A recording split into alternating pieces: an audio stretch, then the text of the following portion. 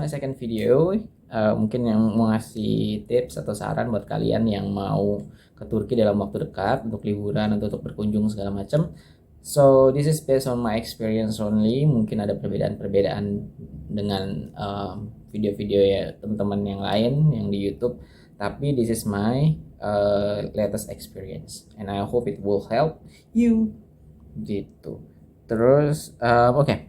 Yang pertama yang harus kalian punya adalah pastinya tiket PCR ya. Tiket PCR ini gue ngomonginnya di Jakarta ya. Di Jakarta itu PCR lu sekitar rata-rata semuanya itu 490.000. Ya, 490.000 itu untuk 1 kali 24 jam.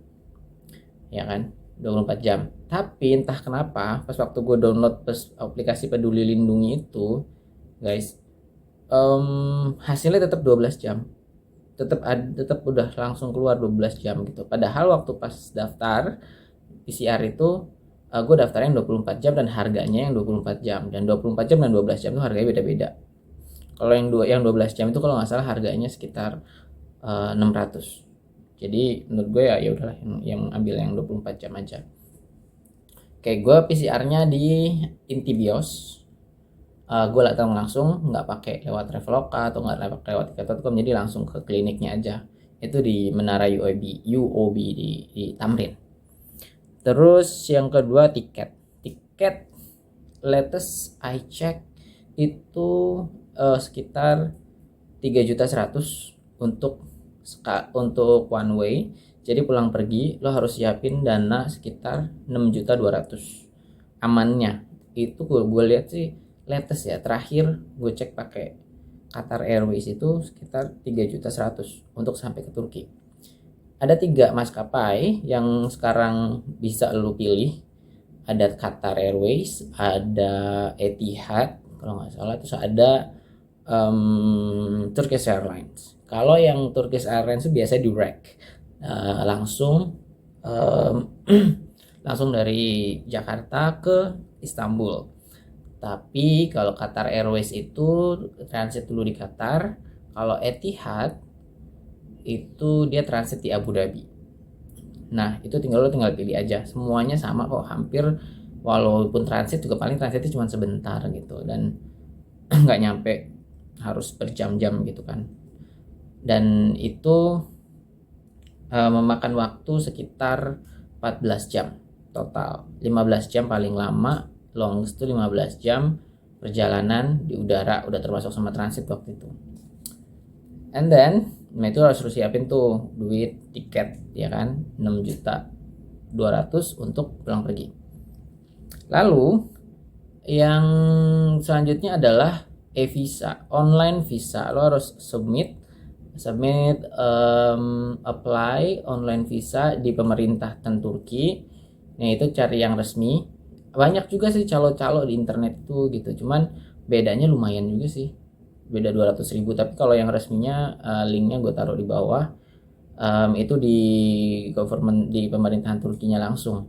Waktu itu gue itu $36 $36.05 gitu kalau nggak salah. Itu US dollar waktu itu, dengan kurs dolar waktu itu sekitar 14.000 something. Pokoknya totalnya gue di debit dari kartu debit gue dari Genius itu 535.000 untuk visa ya. Mau itu lo 14 hari, 16 hari, 10 hari, segala macam, itu kayaknya untuk visa berlaku, online visa berlaku selama 6 bulan itu harus lo biaya 535.000 sekitar segitu. Dan itu cuman berapa menit ya, kayak 10 menit deh. Cepet banget kayak lo daftar sosial media gitu, cepet banget gitu. Cuman bedanya kan ini pakai paspor dan lain-lain dan ada proses pembayaran gitu. Kalau kartu kredit lo atau debit lo tidak masalah sih, nggak ada masalah sama sekali, nggak ada masalah, cepet banget. So, tiba-tiba langsung ke email and then you can download it gitu. Terus yang harus lu persiapkan lagi adalah hotel di Turki dengan hotel di Jakarta tuh mirip-mirip sebenarnya harganya gitu. Gue waktu itu hotel di Turki itu berapa ya? Ambil Ideal Hotel tuh bener-bener di tengah-tengah kota Istanbul, dan itu harganya $64. Itu udah bagus banget, itu sekitar 1 jutaan, dan itu udah bisa bagus banget. Itu bisa sama keluarga, lu bisa sama keluarga, bisa mungkin 3 atau 4 orang gitu. Gue aja itu kok salah gitu, harusnya mungkin gue bisa pesan hotel yang lebih murah gitu. Ternyata itu gue cuma 2 hari 3 hari doang di hotel itu keren banget sih hotelnya gitu, sekitar 1 jutaan 1 malam. Tapi ada nggak yang harga 300 ribuan? Kalau gue cek sih ada ternyata gitu, dan hotel-hotelnya itu hotel-hotel kayak apartemen gitu guys. Jadi benar-benar hotelnya harganya yang 300 ribu juga ternyata ada di sana di Turki gitu, di Istanbul. Cari yang benar-benar gue saranin yang dekat-dekat nama jalannya ya, yang di tengah-tengah banget, itu di Sultan Ahmed. Jadi itu benar-benar lu mau naik kapal itu dekat, mau naik ke bandara juga nggak terlalu jauh, terus ke pusat kota Istanbul juga nggak terlalu jauh. Pokoknya benar-benar in the center of the attraction. Dan jalan kayak ke Blue Mosque, ke Hagia Sophia itu cuman jalan doang gitu, dan ada yang cuman tiketnya harganya ternyata tiket lagi apa namanya, hotelnya harganya yang cuma 300 ribu sampai 400 ribuan doang, dan itu udah bagus serius. Dan lo bisa cek di Traveloka atau tiket.com, atau mungkin TripAdvisor bisa bantu kalian untuk cari hotel yang terbaik. Itu hotel, jadi tergantung kalian ya, maksudnya mau berapa hari kan, mau berapa hari untuk stay di sana gitu. Tapi yang jelas per harinya itu sekitar segitu. Lalu makan di sana itu sekitar sekali makan itu sama banget juga kayak di Jakarta, nggak jauh beda gitu. Kalau lo makannya cuman kayak yang di Jakarta, di kita kan Jakarta ada kayak makan-makan kayak misalnya di mall kayak di Grand Indonesia atau di PI gitu ya. Sekali makan kan, kalau yang restoran yang standar-standar biasa itu mungkin habis sekitar satu orang 60 ribu 70 ribu ya. Ya di sana juga segitu, itu ngomongin restoran ya.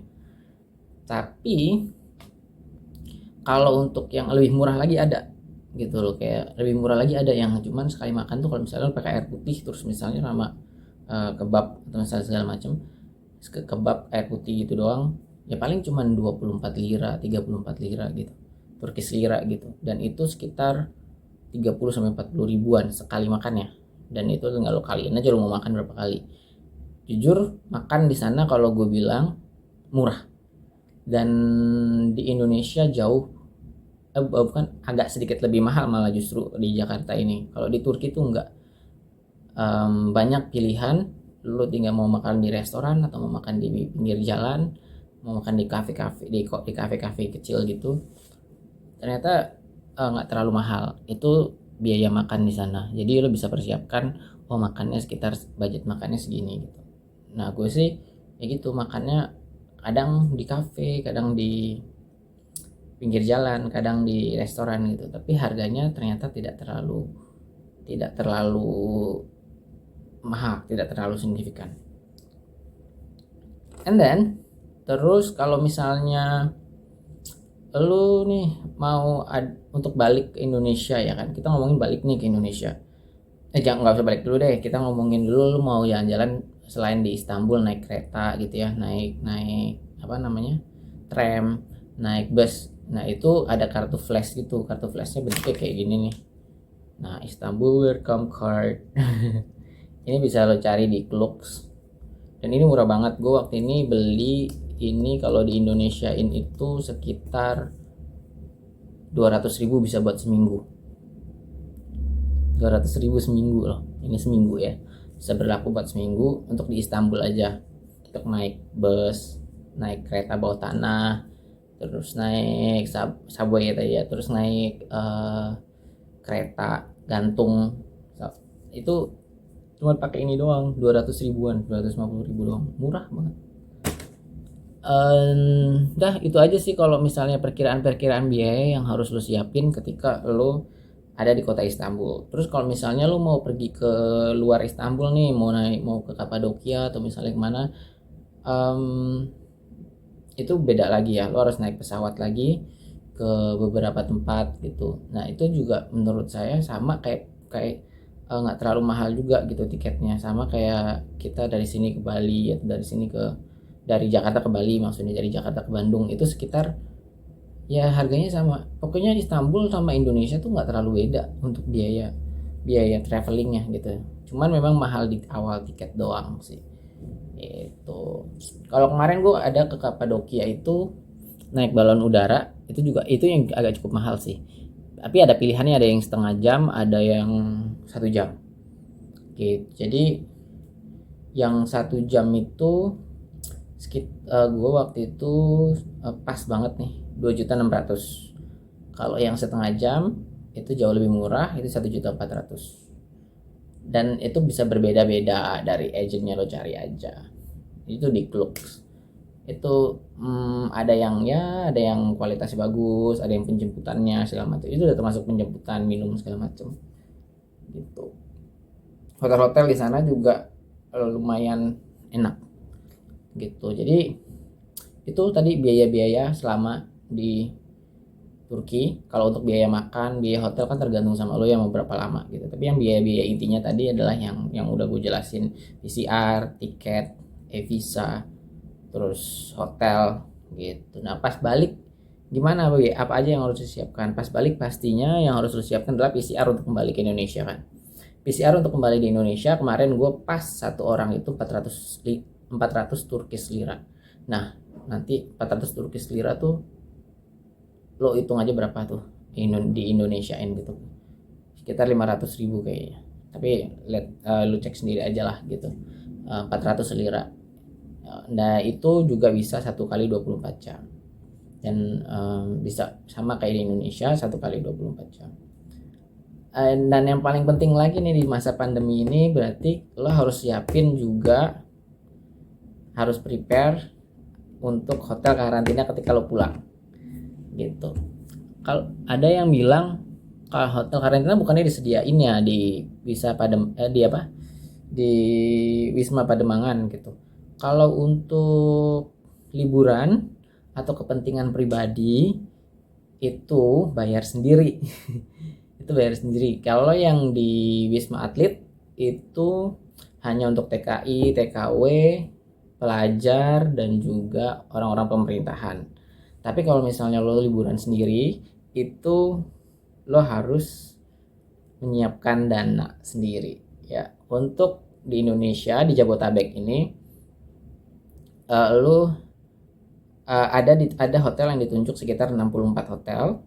Lo bisa buka di websitenya PHRI Indonesia, atau juga lo bisa buka di banyak lah, browsing aja.